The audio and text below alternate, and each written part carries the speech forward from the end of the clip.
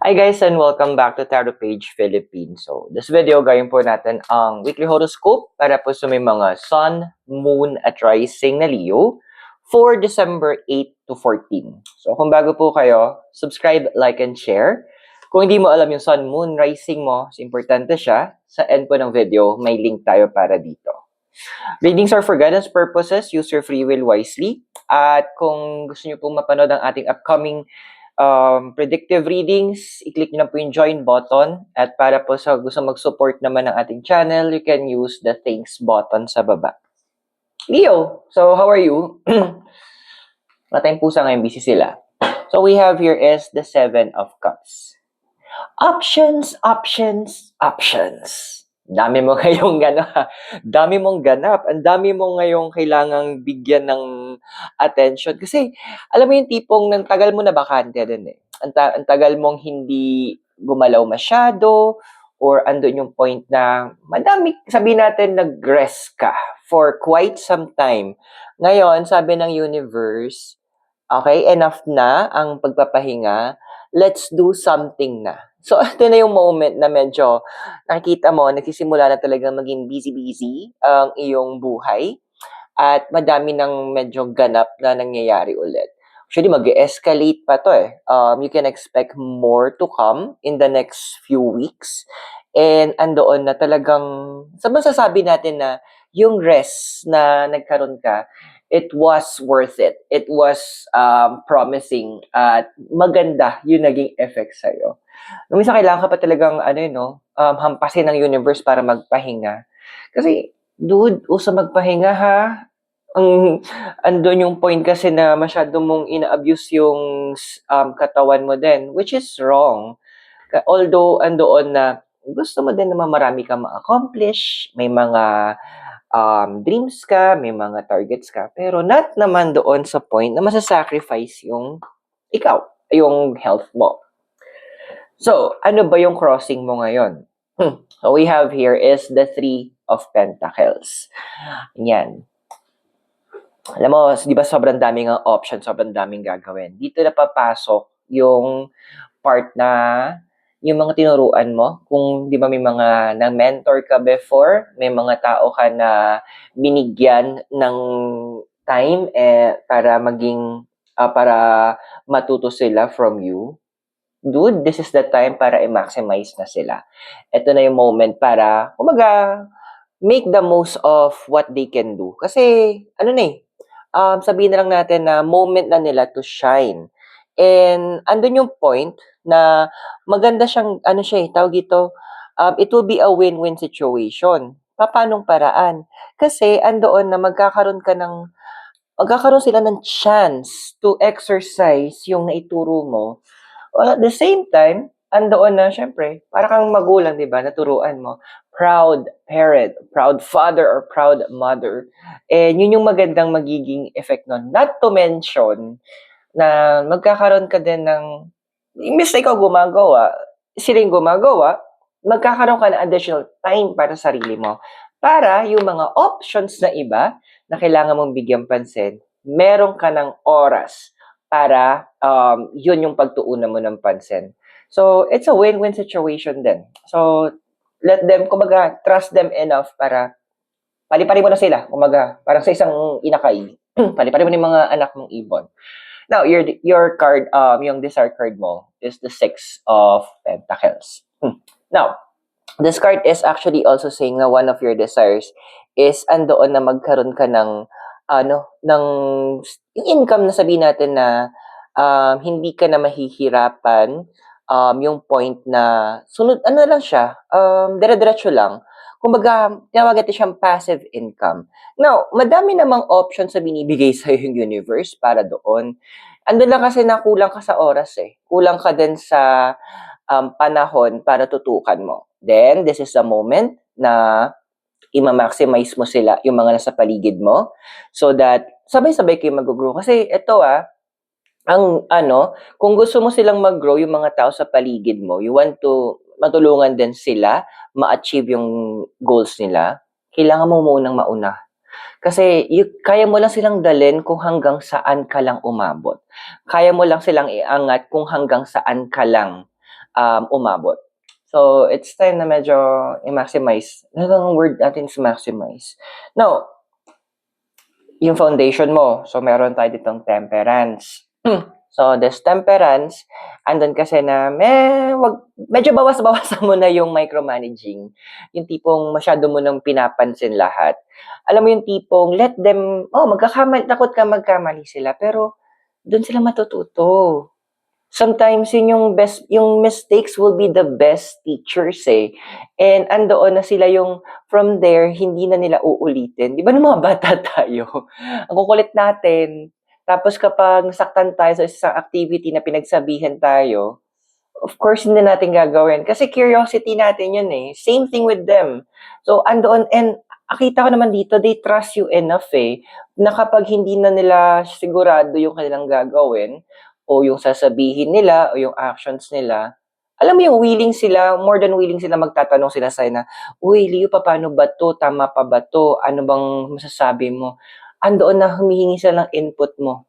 So, alam mo yung respect na meron sila sa'yo is ganun-ganun na lang. Ikaw na lang yung talagang, minsan parang, may point, may irita ka din. Na parang, ba't di naman, common sense na lang. Pero patience. Patience will be very important at this point. Medyo susubukan lang talaga yung pasensya mo. Ngayon, in the past kasi, ayan, yung past mo, we have here the Two of Cups. Now, this card is actually advising na siguro may part pa rin na nalulungkot ka pa rin doon sa mga tao na binigyan mo ng once ng opportunity para to walk in your shadow. Or sabi natin maturuan mo or ma-mentor mo. Kaso andoon na siguro ganun talaga may mga tao na hindi nila makita or yung ma-appreciate yung binibigay na opportunity sa kanila. Nakakalungkot, oo, kasi nasayang yung oras mo. Siyempre, nag-invest ka din ng emotions mo dun sa mga taong yon, napalapit din sa'yo, tapos ganun lang din yung ending. So, it's normal. Kung nalungkot ka, nasaktan ka, so be it. Wala tayong magagawa na doon. But what we can do is to forgive and then learn from it. Pero ang pagpapatawad, hindi naman required. Ay, pinatawad ko na kita, hindi naman required na kailangan bumalik tayo sa dati nating connection. No, it's not. Required ang magpatawad, pero bumalik sa dati, hindi na. Ngayon, so future na ikaw, we have here the Ten of Pentacles. Ngayon nga, magiging busy ka. So, that also nag-i-imply din yung card na madadagdagan din niya sa finances mo. Kasi ano to eh, kumbaga nagtatay ka na ng mga loose ends eh. Yung mga dati mong tinanim, yung mga dati mong sinimulan, eto na, na sila. Kumbaga, time na to harvest. Yung mga tinanim mo dati, yung mga kinultivate mo, eto naman na, mamumunga na sila. So, andoon in terms of finances, yes, we are seeing that magkakaroon talaga ng growth, especially pagpasok ng upcoming year para sa'yo. Pero andoon na syempre, pagyamanin mo to, and andoon na be wise. Kasi parang sabi natin, parang second chance mo na to eh. Nagkaroon ka na ng chance before, para sa finances mo, mag-expand ka. So, nagkaroon nga ng mga incorrect decision. So, eto na yung time na medyo babawi-bawi na tayo. Okay? So, kung nakaka-resonate ka sa readings natin, invite kita na mag-subscribe, like, and share. At para mapanood mo naman yung ating upcoming predictive readings, click mo lang yung join button sa baba. Now, tuloy natin yung readings mo. So, yung iyong physical environment, meron tayo ditong Four of Wands. Well, eto lang since you will be very busy with a lot of options, lahat madaming ganap, masasabi lang natin na medyo makukulangan ka ng oras with your family and with your loved ones. Pero alam mo yung nakakatuwa, they will be supportive sa'yo. Ando na maintindihan nila na, madaming ginagawa si Leo. So, andoon na hindi sila mag-aatubili na ibigay yung support and understanding sa'yo. Kasi, it is your moment to shine eh. Ano na yung kumbaga, yung like your ruling planet, na sun, yes, in astrology po, planet ang sun. Ayun na, it's your time to really shine. Kumbaga, ito na yung nasa sunrise ka na eh. So, huwag kang alala sa kanila kasi their love and their support, actually, yun yung magfu-fuel para sa'yo na para i-continue yung mga ginagawa mo and to be better, to be stronger, and to also give your best. Ngayon, sa emotional environment mo, we have here si Nine of Wands. Ay, gamit pala natin si C nagtala. Nine of Wands. So, andoon na medyo magiging, in a way, since madami kang kailangan gawin, there's a lot of options, medyo walang masyadong room muna dito ang emotions. What do I mean? Andoon na wag tayo masyado na, "Hay, feeling ko, hindi to pwede, blah, blah, blah." Alam mo, wag ganon. Kasi sinasabi ng cards that it will be wise na hayaan mo yung logical side tsaka yung intuition mo ang magbigay sa'yo magbigay sa'yo ng direction. Kasi andoon yung sinasabi ng card dyan sa'yo dito na, may mga bagay na kailangan mong, may nag-duty ng pusa sa atin. So, andun yung point na iniiwasan natin magkaroon ng emotional manipulation. Kasi kapag andoon na hinayaan mo na naman yung emotions mo ang manguna sa'yo, baka mamaya madala ka na naman sa awa, madala ka na naman na kasi ganito may mga ganyan siya pangailangan. Let's be logical. Walang masamang tumulong, kapatid. Pero, yun nga sabi ko din sa mga friends ko, there's nothing wrong in helping. Pero piliin nyo naman yung tutulungan nyo dahil hindi lahat na humihingi ng tulong kailangan bigyan ng tulong. Parang sa lupa, hindi lahat ng lupa pwedeng tamnan kasi yung iba dyan, mamamatay lang yung binhi na ilalagay nyo. So, be wise, be logical in extending your help doon sa mga tao sa paligid mo. However, yung hopes and fears mo, ito, maganda. Wheel of Fortune. Okay, so, ano ba si Wheel of Fortune? So, this is connected to the planet of Jupiter. So, Jupiter is about expansion. It is about growth. It is actually about luck, opportunities. Alam mo yun, natutuwa ako sa gusto mo. Na hino-hope mo na as you grow, madami kang mabigyan ng positive influence, madami kang matulungan, madami kang mabigyan ng opportunity for growth.